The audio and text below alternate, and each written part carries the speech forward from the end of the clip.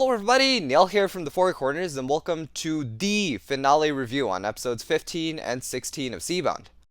So these two finale episodes, I'm just gonna go straight off the bat and tell you that words cannot do these justice. When you're watching the episode, it's just a completely different feeling, and I would completely recommend watching it again, watching it for the first time if you haven't already. Because this is a review, and no matter how much background music I put in, or how well I speak, I cannot do this emotions justice.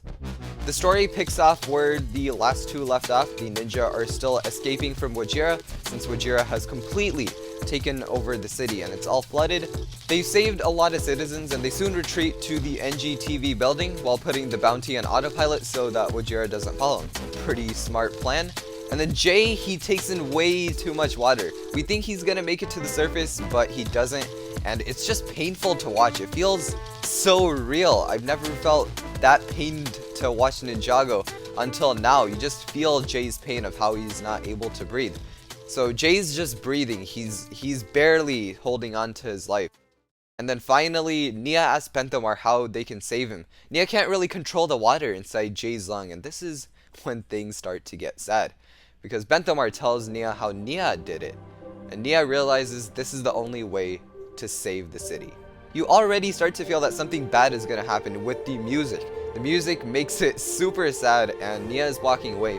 The camera angles, Jay's blurry vision, everything adds up to Nia powering up. Nia starts to merge with the ocean, and with the soundtrack and everything, it's the coolest and also saddest thing ever. Jay then is back alive and he wakes up and he sees Nia coming with the ocean, probably for one of the last times. The thing about Jay is that earlier on season 15, he almost sacrificed his life by going super lightning to go and get Nia because he thought Nia would run out of oxygen. And now Nia is doing the same for Jay, so it really says how strong this relationship is. Then this whole episode cuts with Nia in her super form going for Wajira. If you thought that was crazy, things are about to get a whole lot bigger. Nia is still fighting Wajira and she gets knocked back a few times. She unlocks her giant water dragon and she is the water dragon. That was completely unexpected. I always had the feeling that she rode on the water dragon, kind of like the elemental dragons in the past, but this is completely different. Then Benthomar pulls off a crazy move and Kalmar's staff is broken, which only means one thing: he has no control over Wajira anymore. And Wajira eats Kalmar. So painful to watch, but Kalmar deserves it. I kind of feel bad for him for some reason, but I'm not sure why.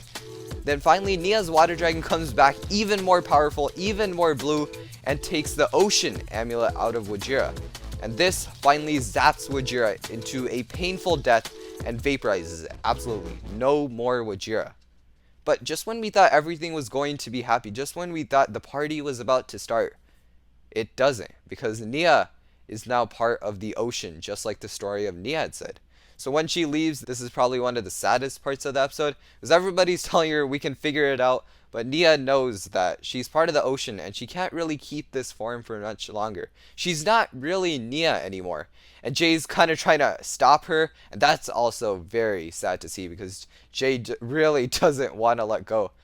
But then the final funeral, everybody from Ninjago shows up. There's so much people. Everybody we've seen from the past is here. And it's really cool to see. And then the final shot is Nia going super speed in the ocean.